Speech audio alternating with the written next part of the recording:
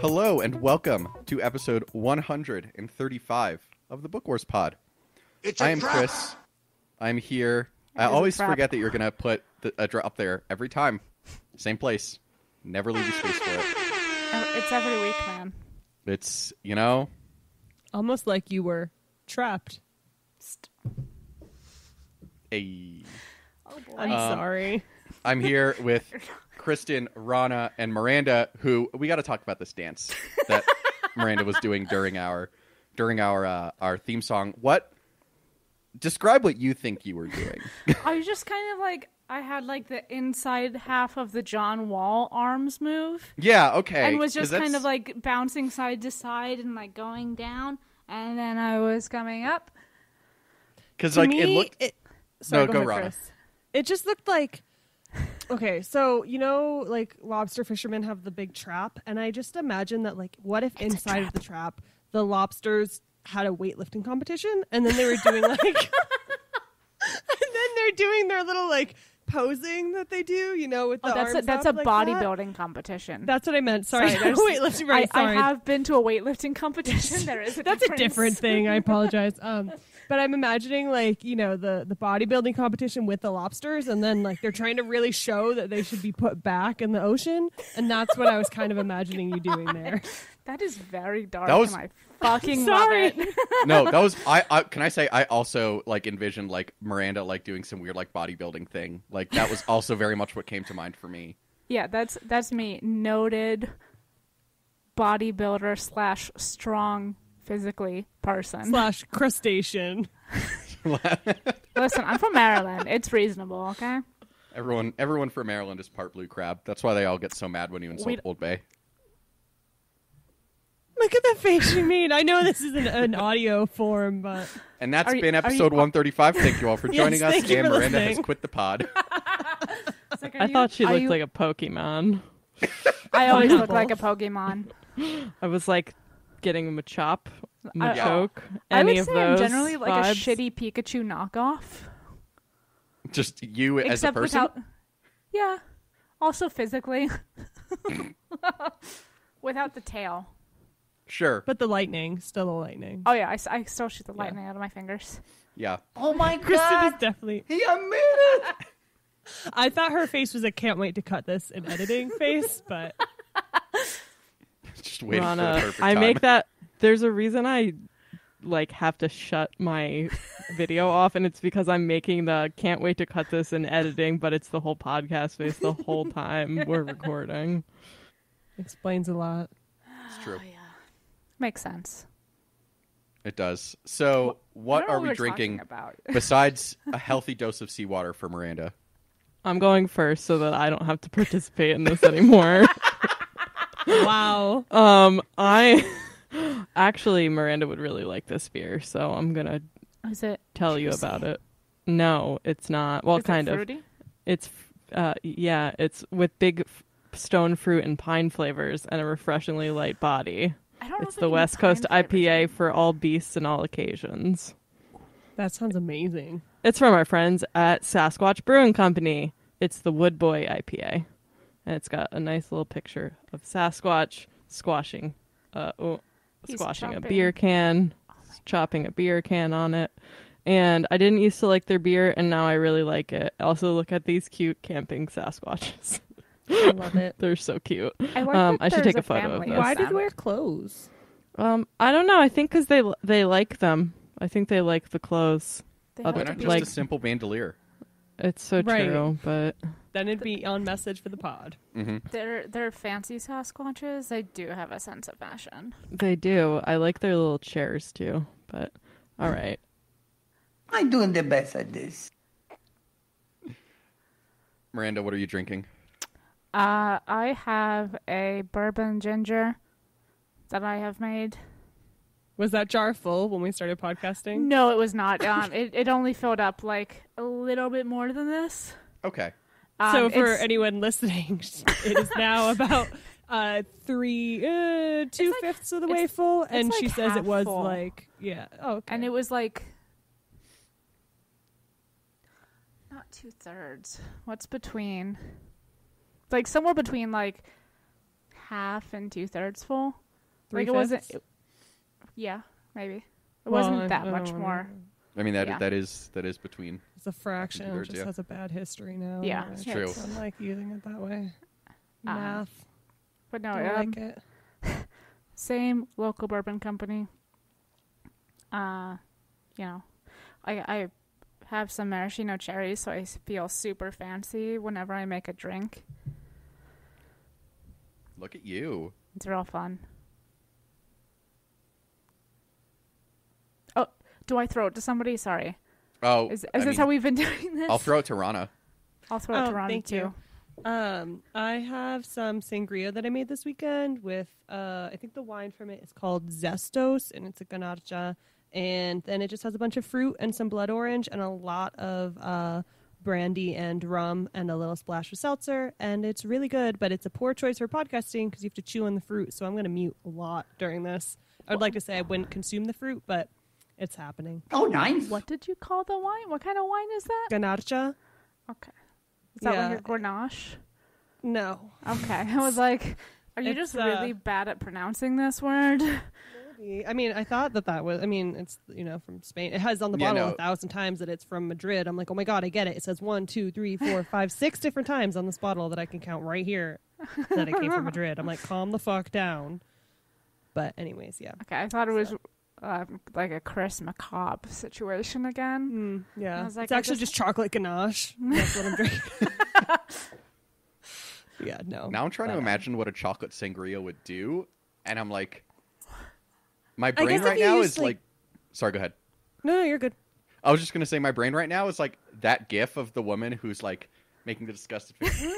Potentially, no, maybe. The kombucha meme?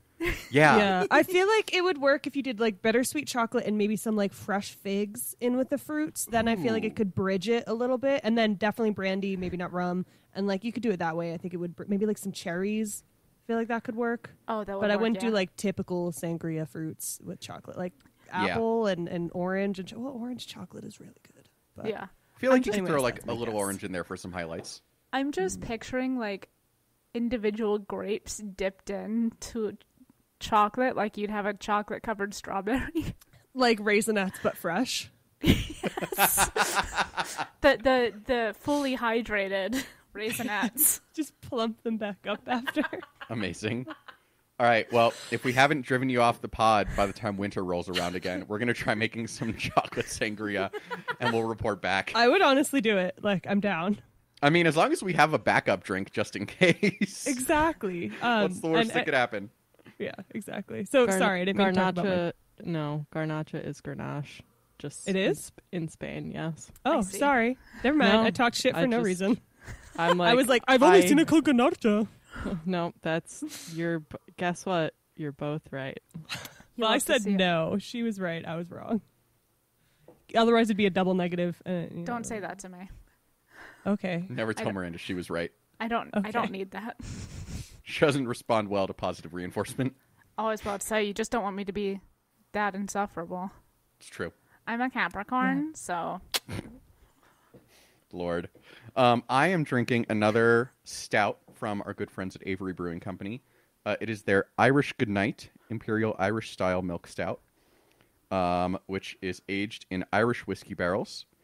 It's more drinkable than the one I had last week. The 18% one? Yeah. Was and that chocolate boy? The one last week was a chocolate orange. Chocolate orange last week. That's your fucking sangria right there. Yeah. No. It's just a stout. This week it is down to a paltry 16% ABV. But it tastes much more drinkable. The one last week was really just a punch in the face. They really aged that one in the whiskey barrels for a while. But this one is much more drinkable. And so there's a 100% chance I fall asleep on the couch after this. It's the dream. It's true. Before we start, we are continuing to encourage people, if they are able, to donate to either advance Native political leadership or any one of the several organizations highlighting the Asian American community in America. That's Asian American in America. Good words. Specifically API Equality in Northern California, among others. And yeah, I have no transitions right now. I'm not even drunk yet. I just can't think, apparently. It's Monday. It is Monday. We would be honored if you would join us. That's the thinker. That's like if you could figure out. Yeah, if you'd be like, like we're here on the pod, come join us. Yeah, I got Thank you. Okay. Just sometimes I do these like meta drops, and you guys are like, I don't know why she picked that, and I'm like, it was actually good. That's better than most of the things that I say to other people. So I'll allow it. I feel like I don't know Miranda well enough to know whether this is like her normal sense of humor. I haven't heard as much self-deprecation, and as a fellow self-deprecating person, I never want to be like, "Are you okay?" But also, it's like it's definitely like on 10, and I'm like, should I drop some memes in the group chat? Like, it's just the picture of Riz Ahmed kneeling in front of that car with the license plate that says, "I'm sad." Yeah. That's it. That's the pod. That's our personality. Thank you. Thanks for joining us. Alphabet Squadron's Shadowfall. I mean, if Erica's X-Wing had a license plate, it would be it, for sure. Yeah, I'm sad. Yeah. Chas would just not have a license plate. So. Yeah, Chassis fell off like 3 crashes ago. Or she'll have it like upside down in the rear view mirror. Or mirror, the back windshield. What's that called? Yeah, like hanging in the back window. Yeah. Yeah. Nath would have torched his and filed any identifying marks off of his Y-wing, of course, to make a clean getaway. Will's got his plates are up to date. He's got the most recent month and year on it. He's fucking ready. He cleans it every time that they go through something. There's no scorch marks. Gets out that magic eraser. Yeah, he re-registers at the DMV every week. He doesn't need to. He just does it. All right, so let's talk about our merry band of heroes. Kairos' license plate is actually just some sort of high-tech sniper rifle. I was going to say, it just says Kairos. Just says Kairos, and you look at it and you just feel vaguely uncomfortable and confused. She didn't even request the custom plate. I love it. All right, so let's talk about Chas. Oh dear. She went through some things in this book, especially we ran out of time to touch on it in the last episode, but like the back third of this book sure is a fucking time for her. Yeah, she doesn't prefer it, I don't think. Like she's very, I feel like what she went through with the cult and like kind of like her self-destructive spiral culminating and crashing into a cult would have been bad for anybody. But then with her cult history, it just like really fucked her up. And like, I feel like with Chas, we're always halfway between, I know exactly what I'm doing and I'm in control of this situation, and I have no idea what is happening around me right now. So I'm going to ask a question about Chas's arc, and it's probably going to make me sound like a very callous person, and maybe that's accurate.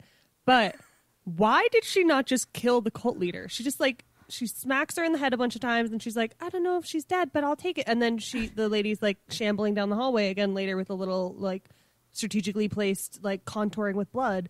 I was like, why wouldn't you have just killed her and gotten out? Like, I don't know if that makes me a bad person, but I don't understand why she's still alive. I feel like we've seen in this trilogy maybe, and probably elsewhere in Star Wars, or else I'm just talking out of my ass, but like inherently Chas is a pilot, and I feel like it's just very different, like for them to be like, you know, a ground soldier person being shooting somebody, and like you're in a fucking spaceship and all you see is another spaceship, Well, and we saw that with Erika, right? Where she talked about that when they went to go get Aiden, and she was like, "Oh, I'm so new to killing," and I was like, "Bitch, you did genocide." It's like, yeah, yes, okay, so it was actually in this book.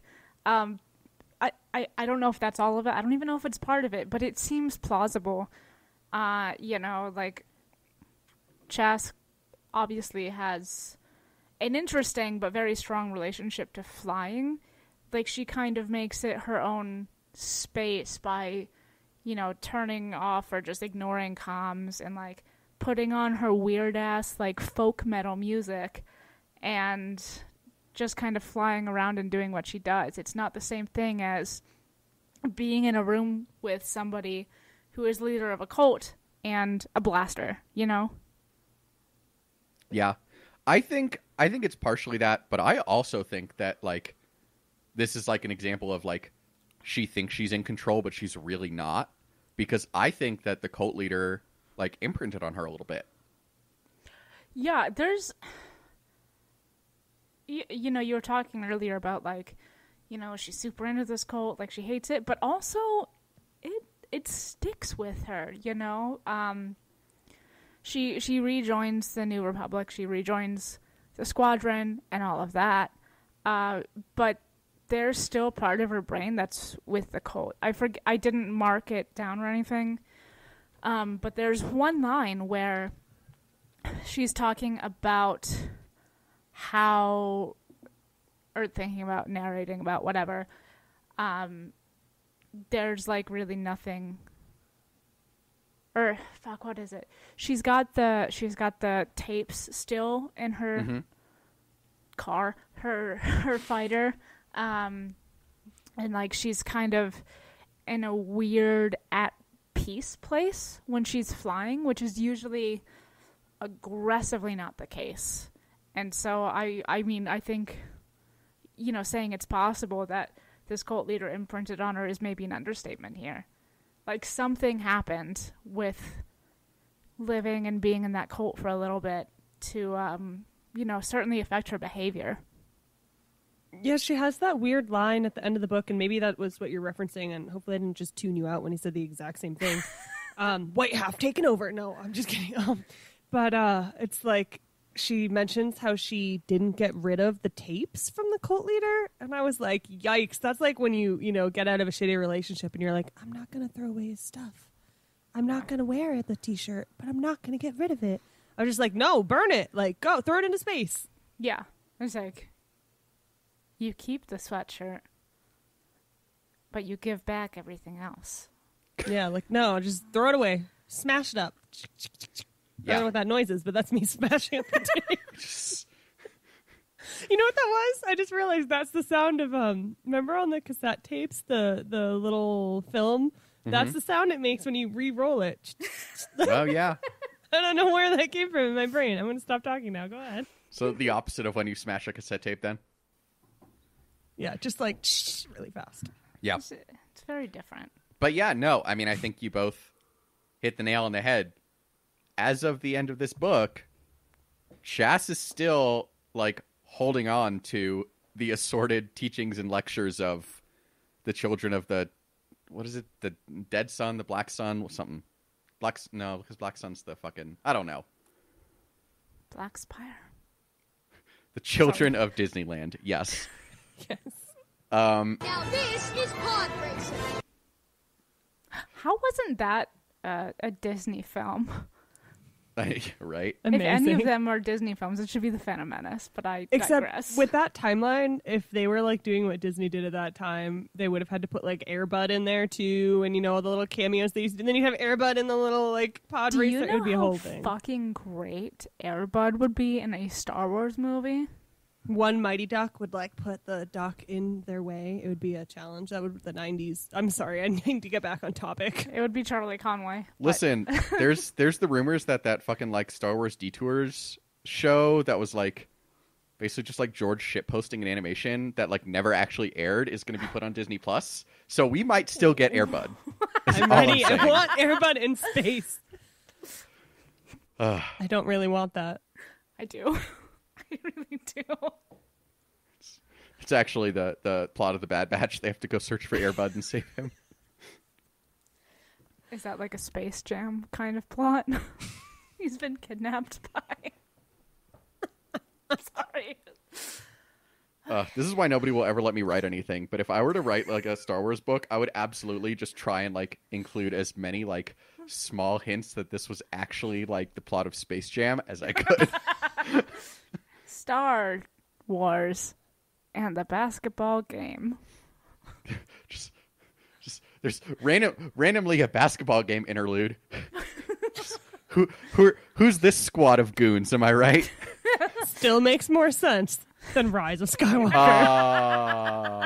It does. Yeah. Bugs Bunny is Palpatine's grandson. All right. Anyway, so there's the other thing about Chast that we haven't talked about, is that she kind of realizes at the end of this book that she actually does enjoy not being dead. Yeah. And that's a difference for her. That's new. It's new and exciting. So I was sort of thinking, at first I was like, I don't understand what changed for her. Like, okay, she had one moment of talking about her weird recurring dream, and she had her, like, whatever the frenemy, more violent version of a frenemy is with the, the other pilot, and then all that shit.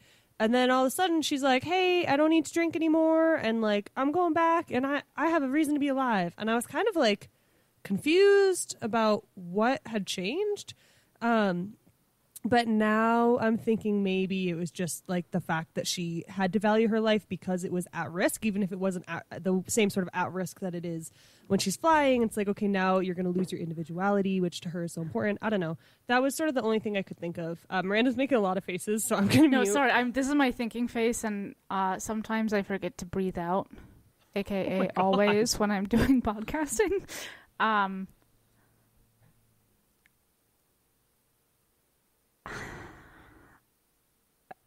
Sorry, I've had several drinks and I'm just like not going to say things out loud. That's smart. No, I mean, if anything, it will make it entertaining. I'm sure you actually have great points, so it will be more than entertaining. But go ahead. The point that I was about to make was like doing a bad thing. But I think, again, it is very different.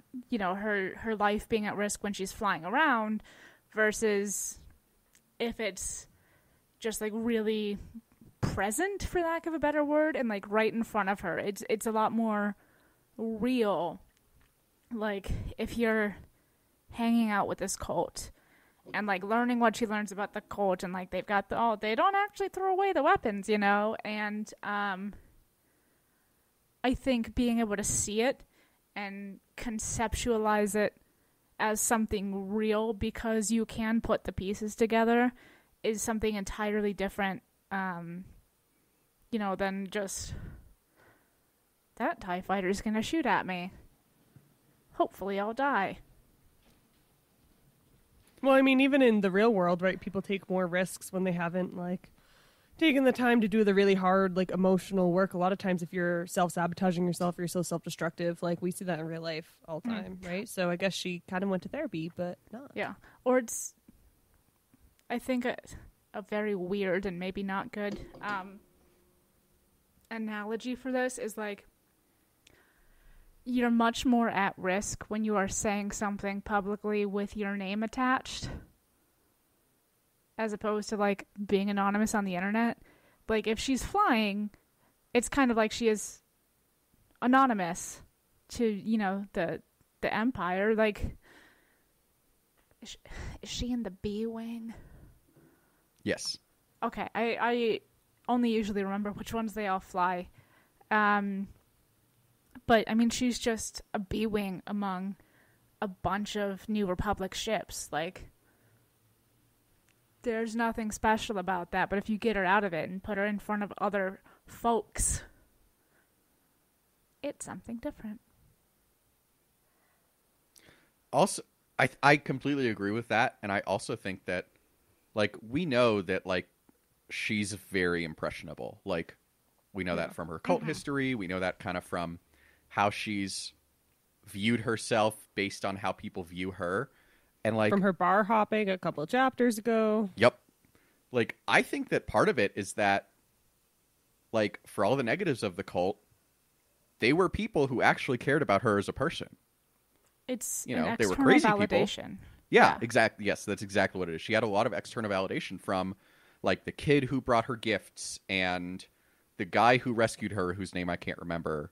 And like even though she like thought and thought that it was a scam, like that's again this example of like what she thinks she understands and what she's actually doing.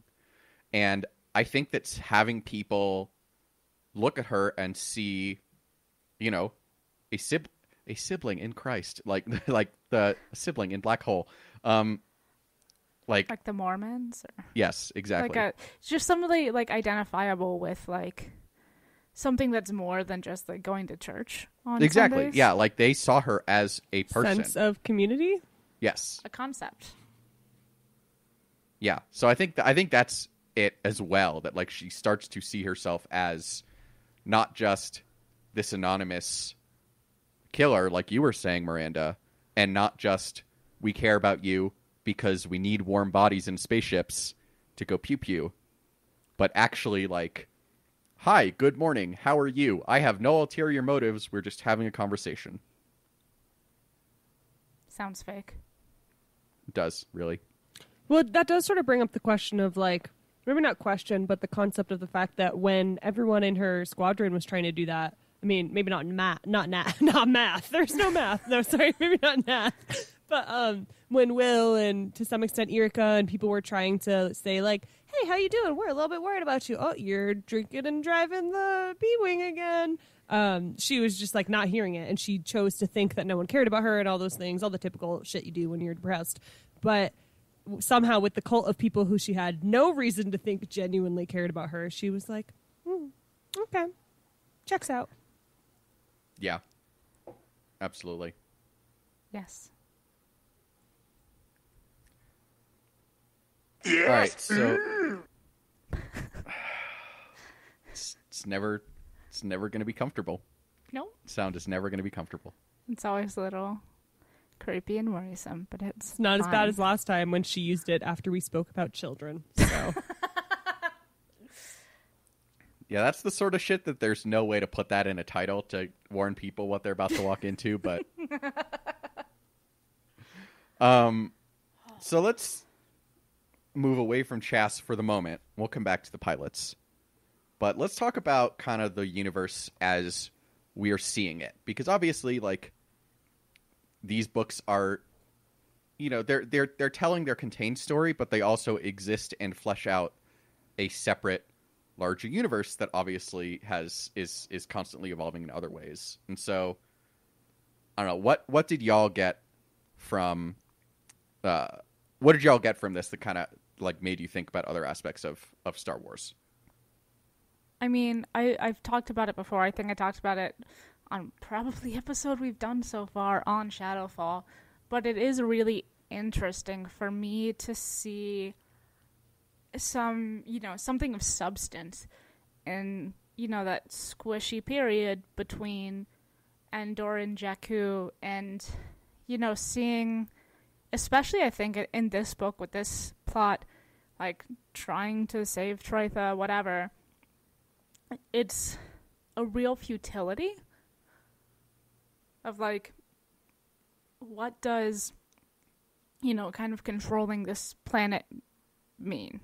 Right? Like, there's no point to it.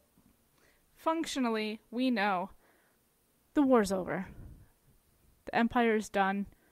That's our, is it dramatic irony? Sure.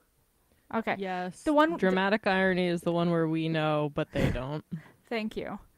But I don't know. It's weird to read, because we have that, like, we can, and this is something that like folks still believe really hard in, and they're like, okay, well, Endor, but like, Emperor is dead. It's not over. We really have to still fight for every inch of this galaxy. And it's like, do you? Like, what is this accomplishing? Like, a ton of people die.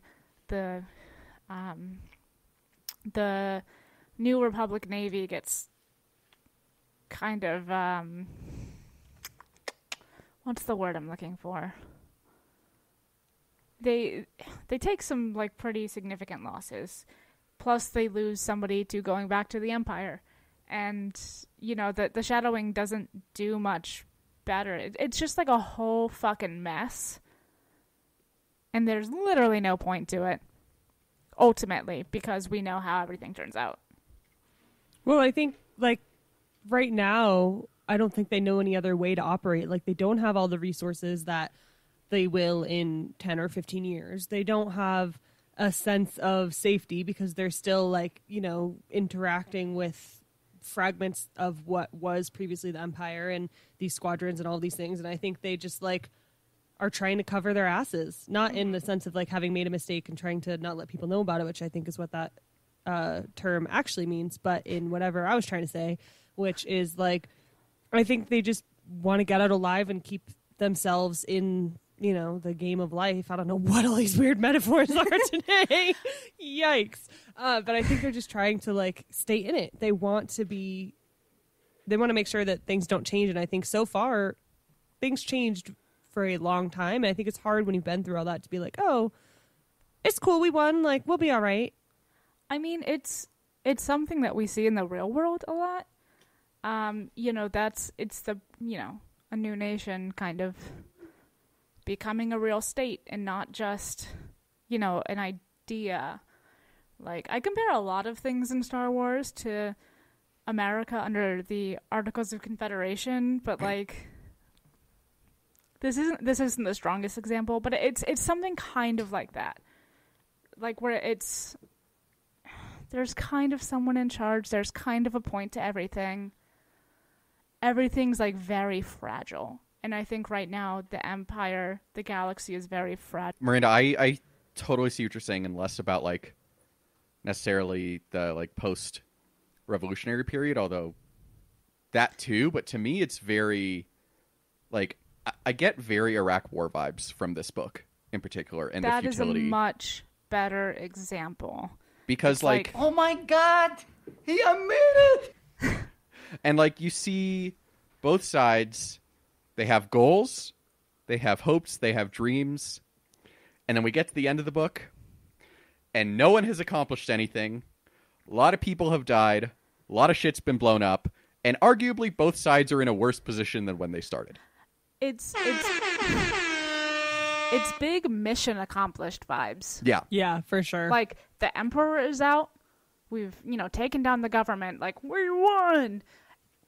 Everything is still in fucking ruins. And like you said, there's no resolution. And it becomes a quagmire. Yeah. Everything's under control. Situation normal.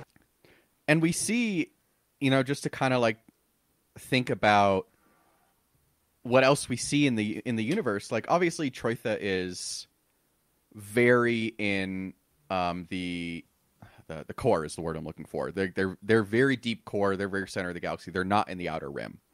But for as isolated as Alphabet and Shadowwing find themselves, you know, it does make me think of, you know, kind of like think about season 2 of Mandalorian in particular, where, like, the New Republic's like, yeah, you know, we're trying to, you know, bring some order to this part of the galaxy, and everybody's like, yeah, okay, boss.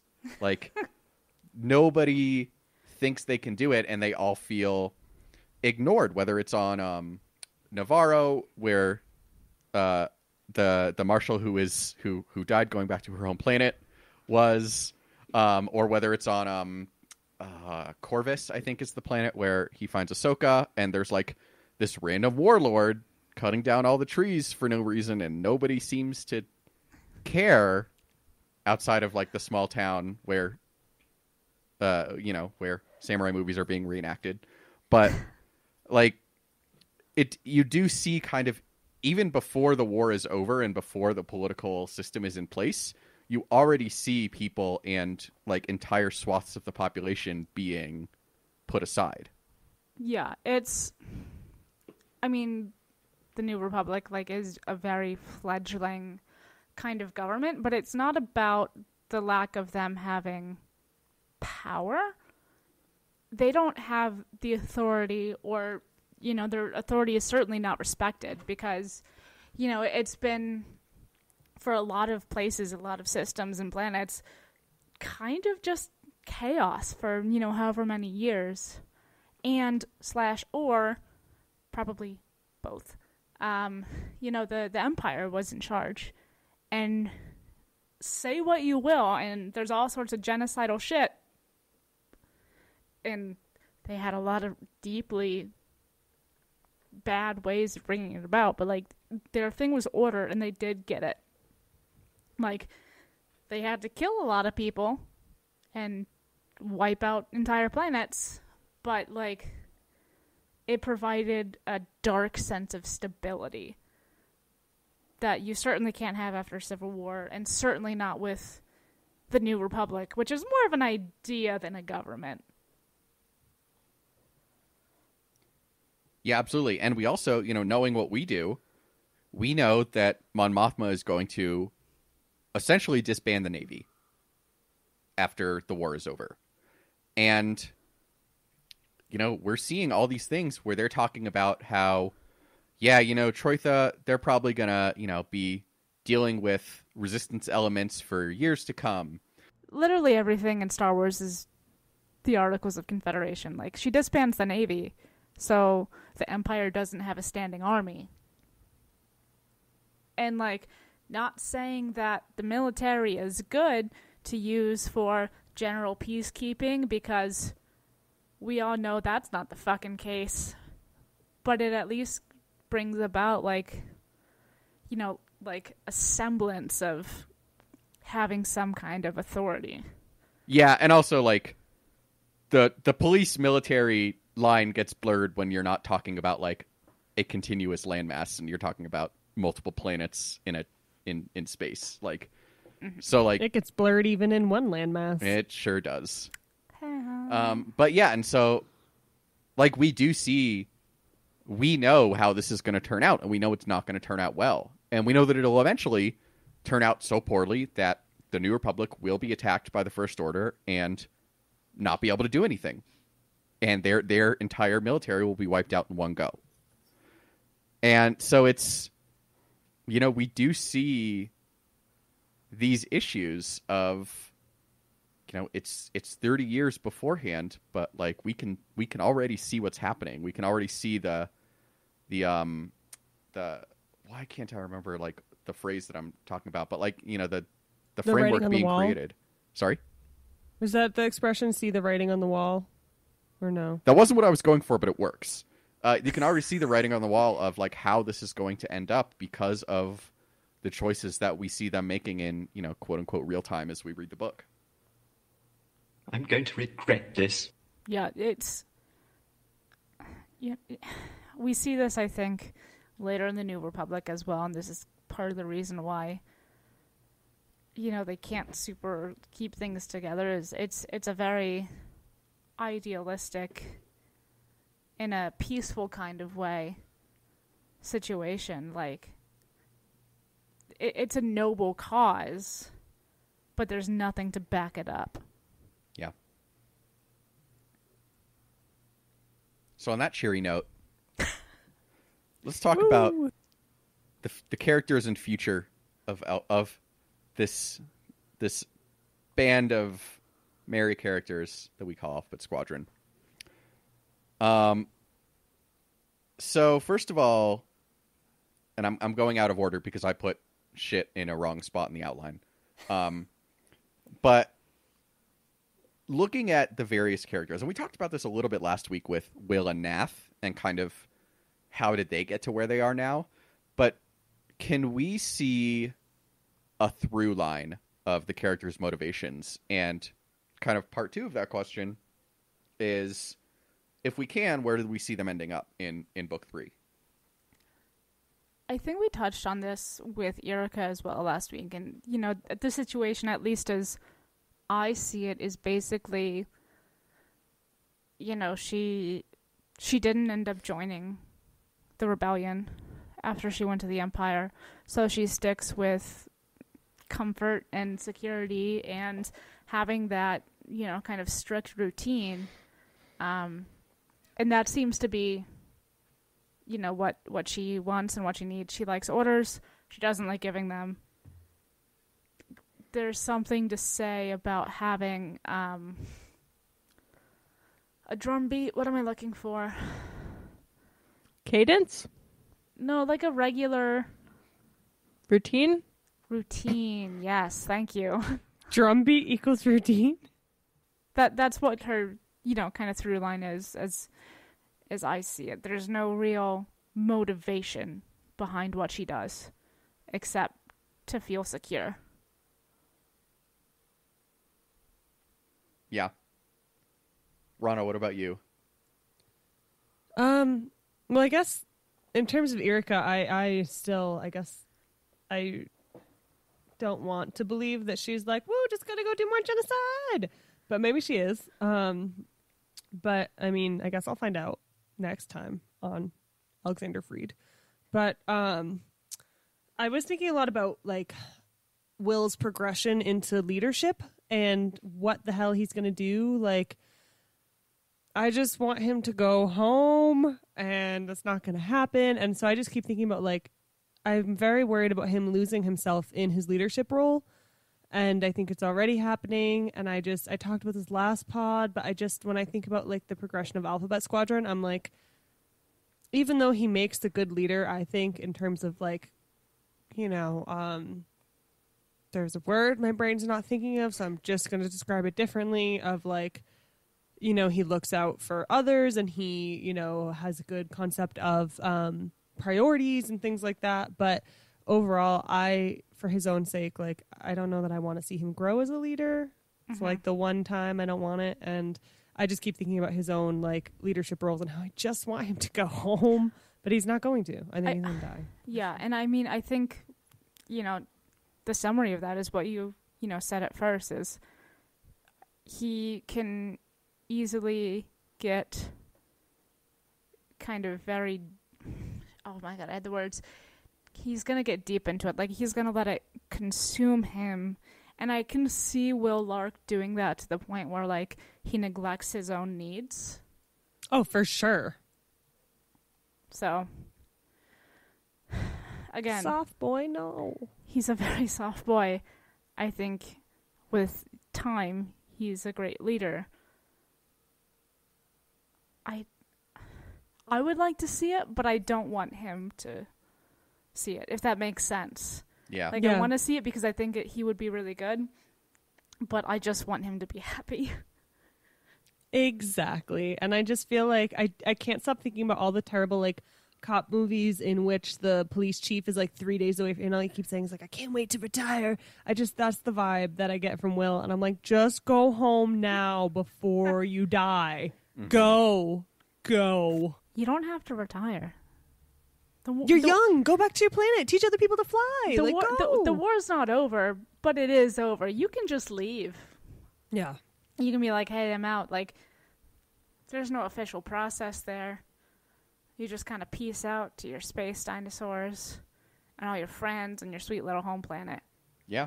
I mean, it is a volunteer army, like, or volunteer navy, rather. But, like, that is something that we don't talk about in Star Wars. But, like, you're not supposed to leave in the middle of a battle, but, like, it is a volunteer navy. Like, Will can theoretically leave now that they're off Troitha, or could have left before they got to Troitha. Like, and I think this is an issue that probably extends past just Will, of when you're an army or not army, but, whatever ideology that has its history based on one thing. And then if so many people, had their motivation based in opposing the Empire and the evils of the Empire, then how do you transfer over to building this new world, right, which we talked about earlier? And then also, like, do you have a right to ask people to keep fighting for you? I mean, I know you have to, but at the same time, like, all these people who, Will's whole purpose was because of what the Empire did to his planet, right? And then they each sent one person from each, I don't know if it was a village or a country or whatever, but, like, he's done his time, He's done what he set out to do and more. Like, what role and right does the New Republic have to ask people to stay? Mm-hmm. And see, the thing is, and I don't think, I mean, they're asking them to stay. We don't see it, but that's obviously like what's implied. And I think you really hit the point. And it's the New Republic Navy is very idealistic. Like, functionally, it's still the Rebel Alliance. Which was all about, like, you know, we deserve better. The galaxy deserves better. We don't want the Empire. You know, we don't want to live under this fear. And, like, everything the rebels stand for. But because the war isn't super over, I feel like that's very much, like, the vibes of it all. And, you know, I don't know. I feel like if, you know, somebody were to see someone else, like, Will decides to step away and go home, it's like, oh, well, he doesn't care about the cause, you know? It's like, we've been fighting and fighting, and he won't see it through. And he's someone who really cares what they think, right? So as much as you want to say, like, who gives a fuck? Just go. It's like, well, Will gives a fuck. He gives a lot of fucks. Not literally, sadly for him. Maybe not sadly for him. Maybe that's a later topic of conversation. Yeah, you're right. My bad. That is on the outline. It's true. That is true. We will revisit this topic. Yeah. It's funny because we are three people who are, like, you know, I think it's fair to say, on the left side of the political spectrum, so to speak. And so, like, we are all talking about how, like, Will, just, like, live your pacifist dreams, go home, little sweet baby. And, like, I'm just, like, thinking of, like, the contrast of, like, if you get, like, three dude bros, like that guy who was on Star Wars Twitter, like, a couple weeks ago, who was like, I really just want to see Anakin wail on some children in the Obi-Wan series. Like, just, like, that fucking, like, weird... Sorry, that just popped into my head, and I had to say it because it's fucking funny and weird. Yeah. Okay, the, like, bloodlust people. Yeah. Okay, also, like, if anybody's watching Falcon and the Winter Soldier, very similar thing where, like, I saw, like, a couple, like, people this morning being like, oh, man, that moment was, like, so cool, blah, blah, blah. And I'm like, you should seek help, honestly. My Twitter was blowing up with the opposite point, I think. I mean, that's the opposite point was what you were supposed to take away from it. Anyway, that's a different franchise. Still Disney. It's still on Disney Plus. Still, you know what? It is all Disney. Special pod coming. No, I'm just kidding. It's not happening. Fucky Barnes Wars pod. Oh, I almost had a point about what you were saying about, you know, how we are, I think, very kind of left-leaning and, you know, probably pacifist-leaning. But I'm also going to say, like, I come from a military family, and I used to work as, like, a federal contractor for a branch of the military before I moved to Portland. And there's something very, I don't know the word for it, but it's like you can't, you know, so you gotta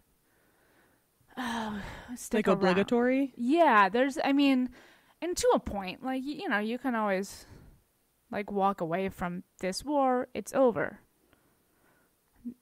You know, maybe the immediate folks you're working with are going to be upset with you, like, worst case scenario, but there's a sense of duty and obligation, which is mostly duty, you know, is that the higher calling word of that, to, you know, serve this cause. And that's, again, I guess this is just my point earlier, it's what so many people are actually there for. So it's weird. I don't know. Yeah, and I mean that's something that Star Wars has never really dealt with, right? And we're very quickly getting into the realm of, like, these questions have not been answered. Mm-hmm. I personally hope that that's something we're kind of going to get more of in Rangers of the New Republic if that show continues to exist. We'll see, because we haven't gotten that, like, that military perspective outside of books. But I mean, that is like a very philosophical question of, like, at the point where you join up in the military to fight totalitarianism and the totalitarian leader is dead, when is your obligation done? Essentially, I would say I don't think we're ever going to get that fully addressed or like clearly addressed in the shows because of Disney's close relationship like with military branches in the US and all of that. Like I don't think that they can do that contractually if they also own Marvel and all these things. So I think that's the beauty of the books, right? Is that you can push back a little bit more and you can make that a more obvious question. But I can't imagine, I think we'll get hints of it, but I can't imagine we're going to get a strong answer in any sort of visual media as long as it's owned by the mouse. I think it's Keeks. She's not muted. It's like it's not Keeks. It's nope. That was Orca. Dog. Oh no, that was Orca. Yeah, that was Orca. Sorry. Oh, I'm sorry. I definitely thought it was Keeks, and I was like, because I looked to see if you were muted the last time I heard it, and then you weren't, and I was like, oh, it's Jasper. No, sorry. I never mute. I just forget to turn myself down sometimes. Oh, okay, that makes sense. Yeah. Well, disregard. Sorry to blame you. But no, Rana, I think that's a great point. Fucking Jasper, okay? I love Jasper. That's why I thought it was him. Kidding. It's fine.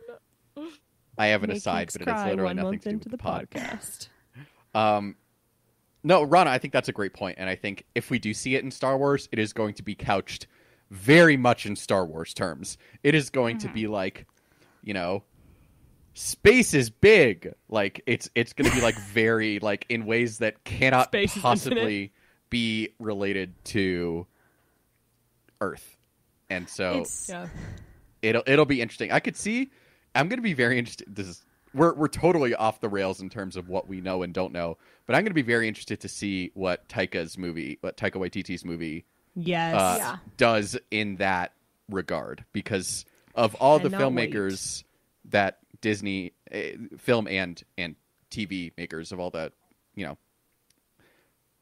you know what I mean. Of all the people that Disney has hired to produce on-screen media, Taika comes from a very different background as most of them, in that he is not white, in that he is Maori and Jewish, and he is very outspoken about his political beliefs, which also are on the left side of the spectrum and kind of that anti-imperialist sensibility. And so it'll be very interesting to see how that comes into Star Wars, because we've never really seen it before.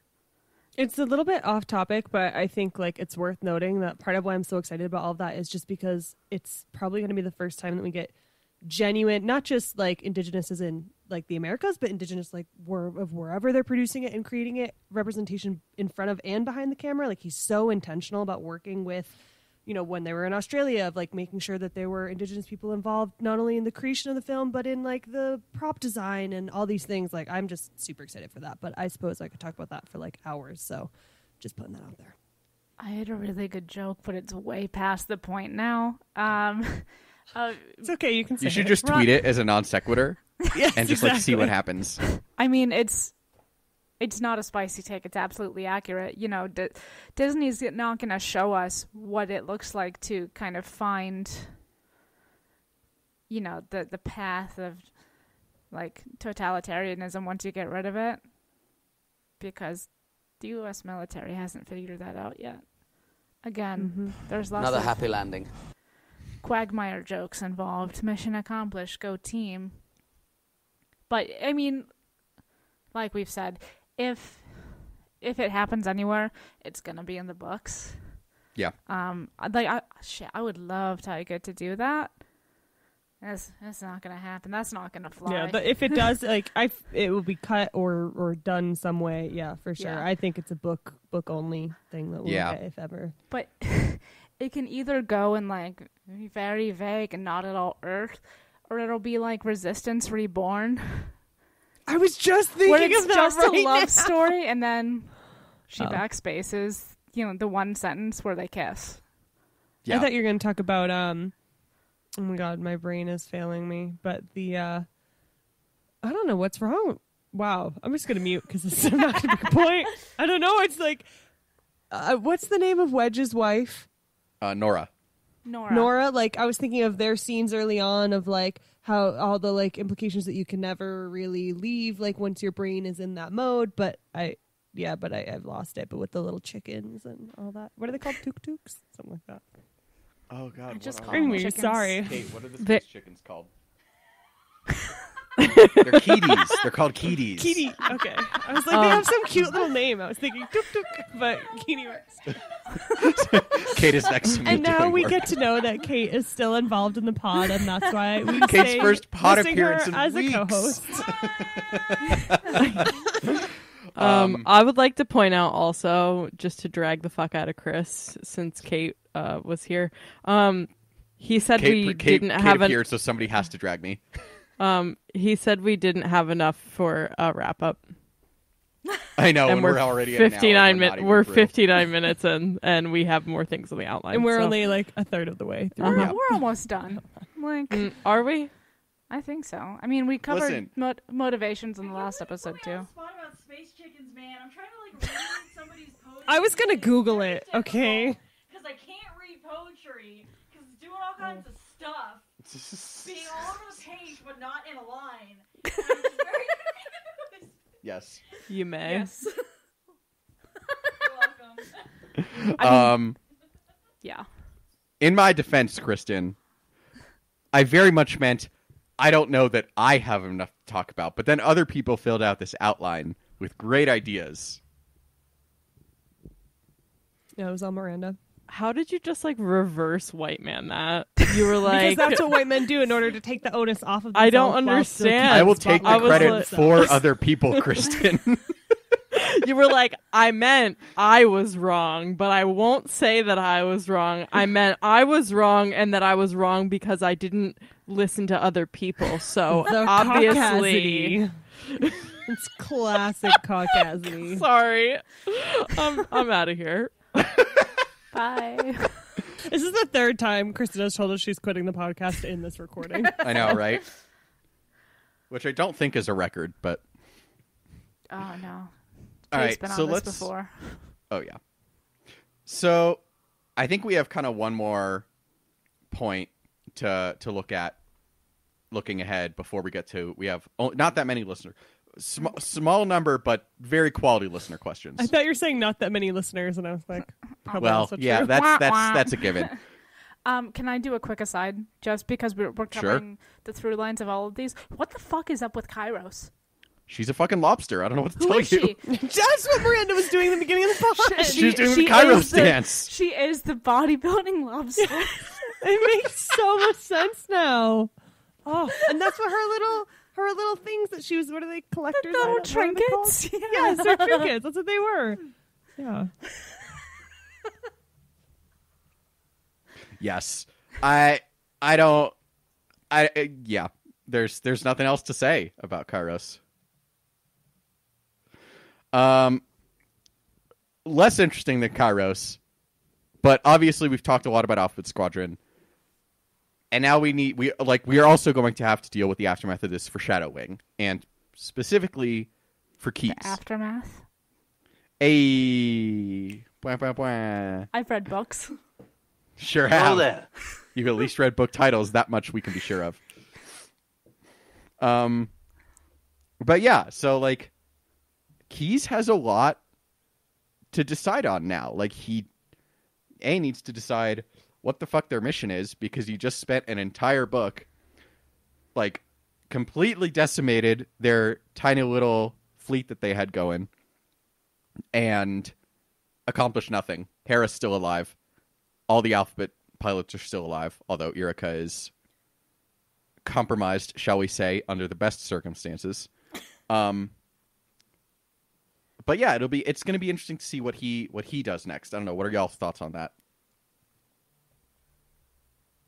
Miranda looks like she's waiting for me to go because she knows I'm going to interrupt her, which is very fair. I was just trying to see if you were going to go or if I should start talking. And I was doing the same thing, and I was like, I better just talk because it's going to happen either way. It just flows out of me as pure bullshit. Anyways, I don't know why I talked to top. What? Okay. We can cut that. It's fine. It's your business if you want it out there. I was going to put it in the chat, and then y'all yelled at me the last time I put something in the chat and didn't say it, so I erred on the side of that. That's fair. I think it's a good joke, but it's your business if you don't want it out there. Oh, hon, it's already out there on this podcast. Know. It's not my subculture, so I don't Miranda's want to make business is assumptions, everyone's business. Yeah. That shit came out last time or 2 episodes ago. I can't come back from that. Yeah. I don't even remember what I asked anymore. It about Kairos. You asked about like keys and what's next for Shadowfall. I don't know what's next for Shadowfall. I don't want any more of the damn Emperor droid, but also I want more of the Emperor droid in terms of giving me some fucking answers. I don't know why I'm so aggressive about that. It was not necessary, but yeah, I could make an astrology joke for Miranda, but I won't. Instead, I will say I'm super curious to say what Keys is. Sorry, just making a very strange face. I'm very curious to see what Keys' response is to Erica. Who's Erica? To Erica coming back? Because I think it was Chris, maybe it was Miranda, I don't know, who made this comment in here about how part of his own decision to leave was around having convinced her to leave. And now, I mean, and really, like, he had to have been invested in her. He was thinking about her a lot of the times in here about, like, oh, well, not like Eric Quell. And so clearly, I think he's going to be disappointed. Like, I don't think he's going to be happy to see her come back. And I am very curious, no matter what her own motivation is, I am very curious to see what the response is there. I mean, he himself, as a much higher ranking individual, faced a lot of questions coming back. So I'm just super curious to see that dynamic, to see how they fit back into Shadow Wing. Yeah, that's my answer. Yeah, no, I super agree with you. Like, the only reason she defected was because he told her to leave. And it's not going to be like a you disobeyed my orders kind of thing. But, like, in a way, I feel like he does want her to do what's best for her. Like, he and Hera are, like, the only people who believe in her in the fucking galaxy. And he clearly knows that that's what she meant to do. But he's like, no, it's over. Go. You're fine. And then he leaves. And then, I mean, like, I there's definitely something different, you know, between, like, oh, I can come back to the Empire because they need me.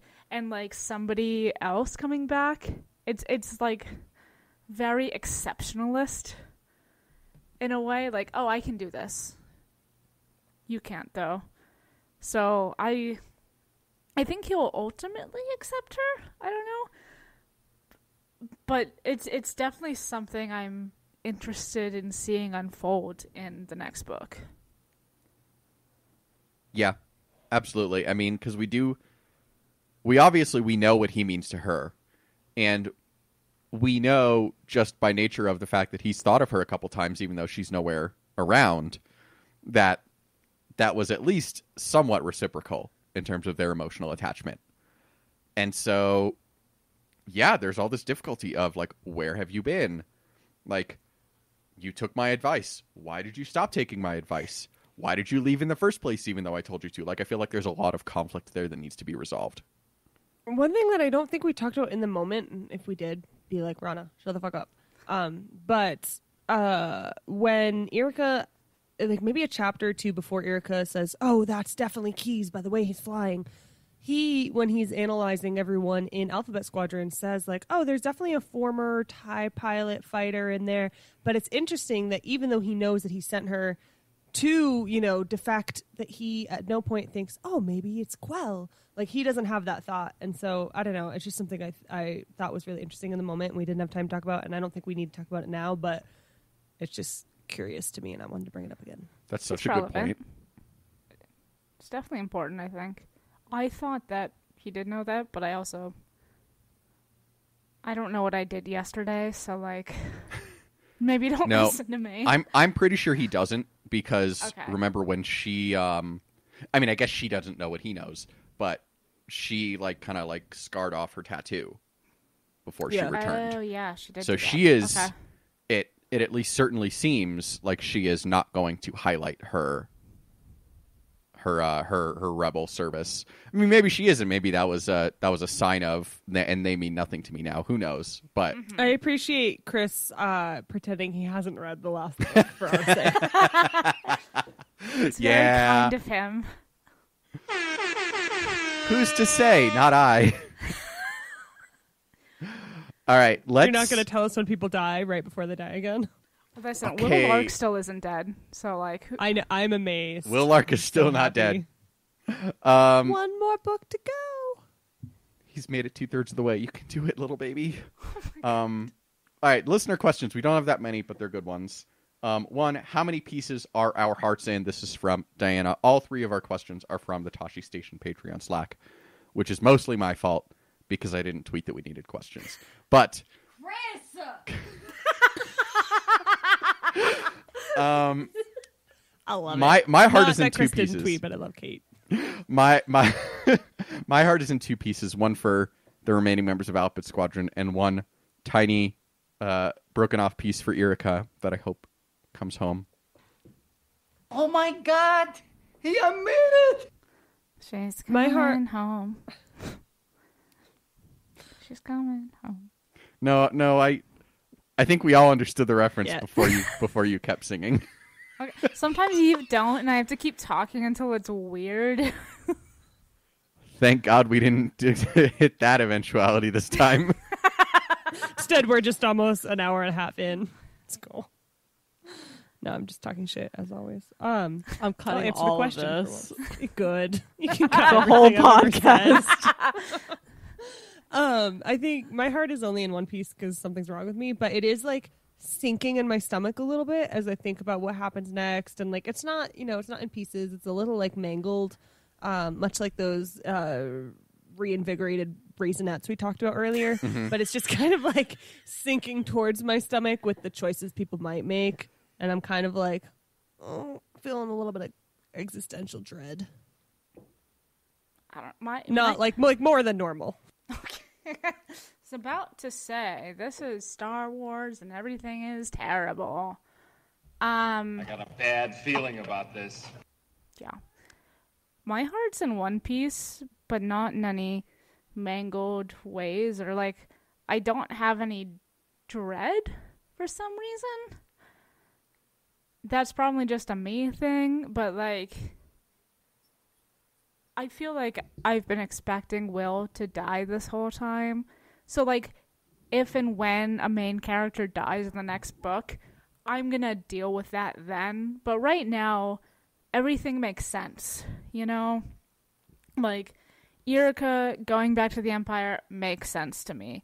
Will being a leader who we're all still very afraid for his life, that all makes sense to me, and there's nothing tearing me apart. I don't have a wife. Do we have that as a soundbite? Oh God, we really should. I don't have a wife and 2 children on the way, and I don't think they're sleeping with Obi-Wan. But could you blame them? No. Could not, honestly. Does it make me a bad Star Wars fan that when we were talking about a drop for tearing me apart, I thought of The Room, not Revenge of the Sith? No, you could do both. Yeah. Overlay them over each other. Yeah, we didn't talk about the lack of main character deaths in this book. Like, obviously, we have Aiden and Ito, but like, nobody likes Aiden. I feel much worse about Ito than I do for Aiden. Aiden yeah, sucks. Exactly. Nobody likes Aiden, and so it's basically just Ito. So, which we're at like 1 main character death in 2 books for Alexander Freed. That's pretty damn good. And of sorry, go ahead. Of the main characters too, like Ito's not the highest up there on the list. Like I'd say a fringe character between minor and a supporting role. I would say like the death count, if we don't count main characters, is much higher because so many ships blew up. Like, well, sure. I mean, oh my God, my brain is breaking. Not the Aerie. What is the name of the ship that blew up? I think it was the Aerie, right? Was it the Aerie? I thought it was. No, wasn't there a different one? There were was several ships that blew up. Yeah, they blew up. The giant one that everyone was on. The Lodestar. The Lodestar. Yes, thank you. The Lodestar. The Rebel one with the Lodestar. Yes. The one that always makes me think of Spaceballs. Yes. So that always makes me think of Mike Pence, but that's beside the point. Oh, thankfully, I'm glad I don't have that connection in my head. But just to say, like, if we think about those numbers, they're probably higher, but none of these people were crucial to the story. So it's like, oh, the cool mechanic with all the tattoos is dead. All right, don't care. You know what I mean? Like, it's no one. Again, it's the same thing as like the immediate in your face and killing from a Starfighter. Yeah, absolutely. Out of sight, out of mind, basically.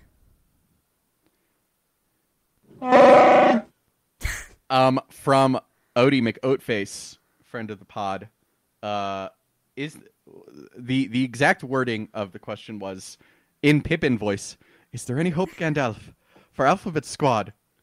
Love a Lord of the Rings reference in my Star Wars. Odie, rebellions are built on hope.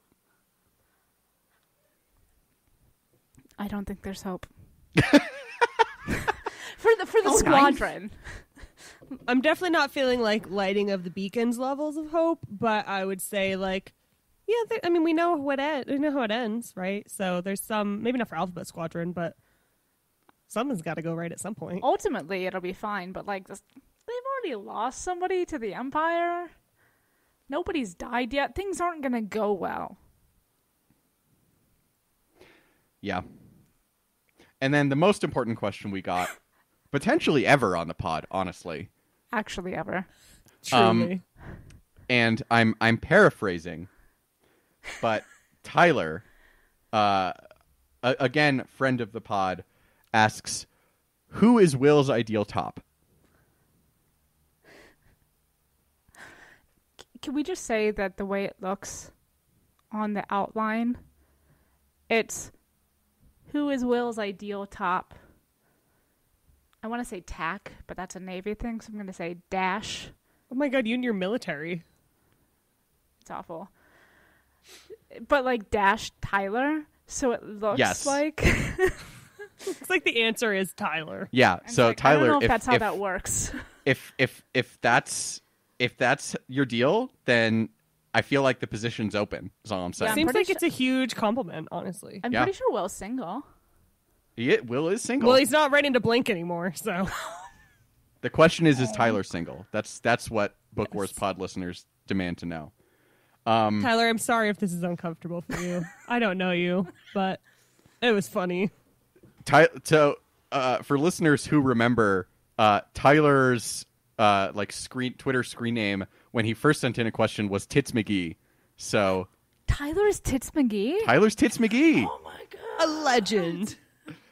So yes, we're well versed in making Tyler uncomfortable, I think. But I mean, I have an easy answer and a in my opinion better answer to this question. To me, the easy answer is Luke. Oh, okay. Huh. Hadn't thought of that. But I was going into Toshi Station to pick up some power converters. You picked up something else along the way. Look at the size of that thing. Oh Jesus. No, that's the ultimate fanfic. Like, Luke goes to Toshi Station to pick up some power converters, but he finds much more. I would think it would happen on Endor, right? When they were all on Endor. I mean, that party, there was a lot of drinking and dancing. You don't know. But they both fought at Endor. It was a happy time. Emotions were high. The little Ewok liquor. Listen, the Ewoks make a delicious distilled stormtrooper blood, is all I'm saying. I believe it. Right out of the helmet. Just It's the best way to have it. To me, my correct answer is, and remind me, Miranda, did you ever watch Resistance? I watched the first episode. All right, that's fine. Rana, did you ever watch Star Wars Resistance? Yeah, a very long time ago. Okay. To me, the answer is Jarek Yeager is Will's ideal top. Not recently enough to know who that is, but... Yo! I'm with you. Thank you, Keeks. I appreciate that. I appreciate this. You made me watch that show. I love it. I did, because it's fucking great. And then Lucasfilm abandoned it, and I'm still bitter about it. Whatever, it's fine. But yes, to me, Yeager is Will's ideal top. He's like grumpy, but also very kind and soft, and like strong sense of duty. Like, you know, the logistics of that are kind of weird because I know he's married with a kid, but like maybe it's a polyam situation. Yeah, like maybe it's a polyam situation. Maybe it's just like comfort after Yeager's family dies situation. There's so many options. I have a spicier take. Okay. I'm not sure of the ages at this point, but I think so the actual question from Tyler, let me pull this up. Book Wars Pod. will Will Lark ever find a nice, strong, romantic partner to take care of him because he is the softest boy? Also, who should he be, or who should said partner be? I do not mean to assume gender. That's my apologies. Is Tony drinking out of your... Yes. He's licking the inside. There's nothing in here for him to drink, but yes. Here, do that over there. So what I see is like a couple, like maybe 2 or 3 decades down the road from this, is like a May-December relationship with Poe Dameron. I don't hate it. I see it. Yeah, I'm with it. Listen, Poe can fly anything. Yeah. Oh boy. Yeah, I see that, absolutely. I mean, I don't know what he does in the interim. I hope it's something that fulfills him. Just fucking goes home, flies Literally? his dragons. I'm regretting my wording. We're gonna move past it. This is it. This is end. We're gonna move past it and end the podcast. Thank you all so much for listening to episode 135 of the Book Wars Pod. Continue to stay inside. Hopefully you are all getting vaccinated and in states that aren't completely fucking up the vaccination rollout. Miranda, that means you have to go get your vaccine. I know. I've been looking for appointments. Really okay, good. Sorry. Yeah, I know Oregon's pretty fucked. Yes. Our next episode probably is going to be with Justice and John, as I promised last episode. We are still scheduling that. They are going to be on. We're very excited to have them. That is Justice at Firespray Proto and John at Ivy Wall. Super excited for that. Our next episode, which might be our next episode depending on scheduling, is going to be us starting Queen's Peril by E.K. Johnston. Started the book through chapter 11, roughly the first half of the book. Are you like pointing at Tony, or are you just like petting him weirdly? I'm just badgering him to see if he'll turn for the camera. Sorry. Okay, cool. If you have additional questions on Shadowfall, send them our way. We'll tweet as well.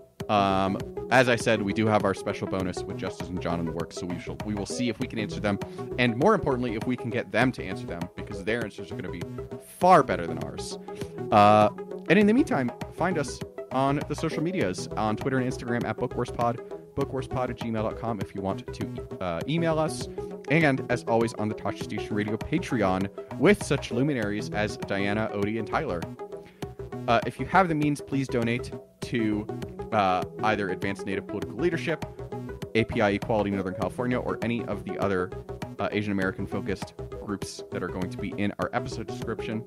And then after you do that, if you want to throw away your money and support us, you can either donate to the Tosh Station Radio Patreon or give us coffee at ko-fi.com/bookwarspod.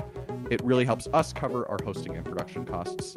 And we will continue to give you quality Argos, Cerberus, Jasper, Orca, and Tony content. Tony making a guest appearance right now it's on our killing video. me in the best type of way. He's a good boy. Our theme song is Whiz Bang by Poddington Bear. Our logo and artwork are by Joby Terror Design. And our audio and production are done by Kristen McDonald. For Rana, Miranda, Kristen, and Kate, special guest appearance today. I'm Chris. Thank you so much for listening, and we'll talk to you next week.